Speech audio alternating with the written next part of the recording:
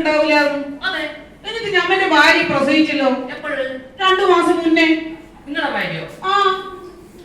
Doctor എന്ത് ഡോക്ടറെ അത്ര ട്രീറ്റ്മെന്റ് എടുക്കാൻ വന്നതാ നിങ്ങളെടുക്കാം. നിങ്ങളാന്ന് പറഞ്ഞാൽ നമ്മളെ ഭാര്യ പ്രസവിക്കൂല, നമ്മളെ ഭാര്യക്ക് പ്രശ്നമാണ് എന്തല്ല പറഞ്ഞു നിങ്ങള്. എന്നിട്ടിപ്പൊ എന്റെ ഭാര്യക്ക് 2 മാസത്തിൽ ഇപ്പൊ എന്നെ ഞങ്ങളെ കുട്ടികളായല്ലോ. നിങ്ങൾ എന്ത് ഡോക്ടറാ? ആരെയും ഡോക്ടറെ അടുത്ത് പോണ്ട കേട്ടാ. എല്ലാരും ഇങ്ങനെ തന്നെയാന്ന് തോന്നുന്നു ചികിത്സിക്കല്. എന്ത് ഡോക്ടറാ ഡോക്ടറെ നിങ്ങള്? നിങ്ങൾക്ക് കുറച്ച് നല്ല കുഴപ്പമുണ്ടോ ഡോക്ടറെ? പറയാനുള്ളവര് പറയണ്ടേ? അല്ല, ഞാനും അത് ആലോചിക്കുന്ന ഡോക്ടറെ. ഡോക്ടർ ഇത്രയും പറഞ്ഞു തന്നു നമ്മന്റെ ഭാര്യ പ്രസവിക്കൂല നമുക്ക് കുട്ടികൾ ഉണ്ടാവൂല. നിങ്ങൾ എന്ത് ഡോക്ടറാപ്പാ? കഴിഞ്ഞിട്ടല്ല, ഞാനിങ്ങനെ ആലോചിക്കുക. എന്നാലും ഡോക്ടർ MBBS എടുത്തിട്ട് തന്നെയാണോ ഡോക്ടർ ആയ? അനക്കും അതിൽ ഡൗട്ട് ഉണ്ട്. പക്ഷെ ഡോക്ടറെ, നമുക്ക് കുട്ടികൾ ഉണ്ടാവൂലെന്ന് നിങ്ങൾ നമ്മളെ തലയിലടിച്ച് സത്യം ചെയ്തിട്ടും ഡോക്ടർക്ക് തെറ്റ് പറ്റണം. ഡോക്ടർ മെന്റലിന്റെ ഡോക്ടർ ആണോ അല്ലെ കഴിഞ്ഞ കോളജിസ്റ്റ് തന്നെയാണോ? അല്ല, കൂളാവണം നടക്കുന്നുണ്ട്. പക്ഷെങ്കില് നമ്മളെ ഭാര്യ 2 മാസം കുട്ടിയാണെങ്കിൽ ഇപ്പം എന്നെ പോലത്തെ അല്ല. എന്നാലും ഡോക്ടറെ നമുക്കൊരു ഡൗട്ട് ഉണ്ടാവൂലേ? ഞാൻ ഇത്രയും സൈലന്റ് ആയിട്ട് ഇവര് വന്ന് എന്റെ തലയിൽ കയറുവാണ്. എന്നെ കൊണ്ട് പറയിപ്പിച്ചേ അടങ്ങൂ ഇവര്. അല്ല, നിങ്ങൾ എന്നെ ആലോചിച്ച് നോക്ക്.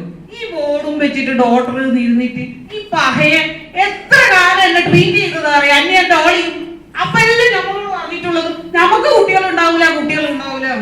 എന്റെ നിങ്ങളങ്ങാട്ടും വന്ന് പെട്ടിട്ടുണ്ടേ. ഇപ്പൊ എന്റെ ഭാര്യ പ്രസവിച്ച് 2 മാസമായി. അതെങ്ങനെയാ? ഞാൻ പറഞ്ഞു തരാം എങ്ങനെയാന്ന്. ഞാൻ പറഞ്ഞ കൈ നില ഉണ്ടാതിരിക്കണം. എനിക്ക് കഥ കേൾക്കാൻ ഇഷ്ടമാണോ? അതാ എന്റെ കുട്ടിക്കാലത്ത് നമ്മളെ അമ്മമ്മ കുറെ പറഞ്ഞിട്ടുണ്ട്. ഞാനിപ്പോ ഒരു കഥ പറഞ്ഞു തരാം. ഇയാള് ഡോക്ടറാണോ അല്ലെ കഥ പറയാനിരുന്ന? ഞാനൊരു കഥാകൃത്ത് കൂടിയാണ്. അപ്പൊ ഞാൻ പറഞ്ഞ കഥ ഒന്ന് കേട്ടിരിക്കുക. എന്നാ നിങ്ങള് പറ. ഇവിടെ താഴെ ശിക്കാരി ശംഭൂന്ന് കേട്ടിനോ? പിന്നെ നമ്മള് കണ്ട് വായിച്ചിട്ടില്ലേ? ശിക്കാരി ശംഭുവിന്റെ കഥ അറിയില്ലേ നിങ്ങൾക്ക്? ഈ ശിക്കാരി ശംഭു ആരാന്നറിയോ? നമ്മളെ പയ്യന്നൂര് കാട്ടില് പോയിട്ട് എല്ലാ മൃഗങ്ങളെയും മനുഷ്യരെയും എല്ലാം മനസ്സിലായല്ലോ. പക്ഷെ മൂപ്പറൊപ്പം നോക്കുമ്പോ ഉറങ്ങിയിട്ട് ഇരിക്കുന്ന ആളല്ലേ? അത് തന്നെ ഞാൻ പറയാൻ പോകുന്നു. കഥയല്ല, ക്ഷമമാണ്. മനുഷ്യരായാൽ കുറച്ചൊക്കെ ക്ഷമ വേണം. എനിക്ക് ക്ഷമയുണ്ടല്ലോ. കാരണം ഇത്രയും കഷ്ടപ്പെട്ട് ഞാൻ ഈ ഡോക്ടറായി കഴിഞ്ഞിട്ട് ഇങ്ങനെ ഒരു അപവാദം കേൾക്കേണ്ട തലയിലേക്ക് എനിക്ക് എങ്ങനെ വന്നു? നിങ്ങൾക്ക് അറിയേണ്ടത് ഒന്ന് കേൾക്കൂ. അല്ല ഡോക്ടറെ, നിങ്ങൾ ഈ പറഞ്ഞ ക്ഷമ അനക്ക് ഉണ്ടല്ലോ. അതുകൊണ്ടല്ലേ ഞാൻ ഈ അങ്ങോട്ട് പോലെ നിങ്ങളെടുത്ത് ചികിത്സിക്കുന്നത്. എന്നിട്ട് ഇപ്പൊ എന്തായി?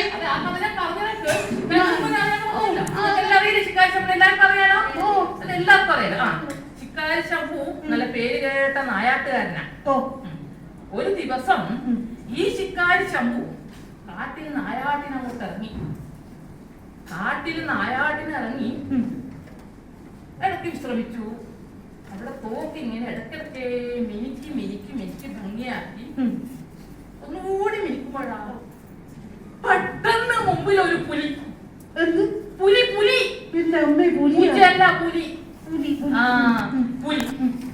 ശിക്കാരി ശംഭു ഞെട്ടിപ്പടഞ്ഞെഴുന്നേറ്റ് വിറച്ചു. കൈകാലിന് വറക്കാൻ തുടങ്ങി. വറച്ച് എങ്ങനെയൊക്കെയോ തോക്ക് കയ്യിലെടുത്തതേ ഓർമ്മയുള്ളൂ. എന്ന് പറഞ്ഞ ഒരു വെടി. പുലി ചത്തു.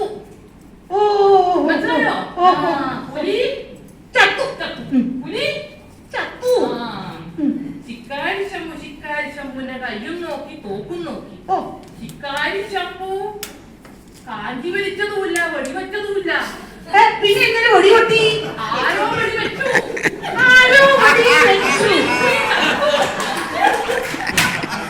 അല്ല ഡോക്ടറെ, ആരോ വെടിവെച്ചു എന്ന് പറഞ്ഞാ പുലി ചത്തു. ഇത് തന്നെ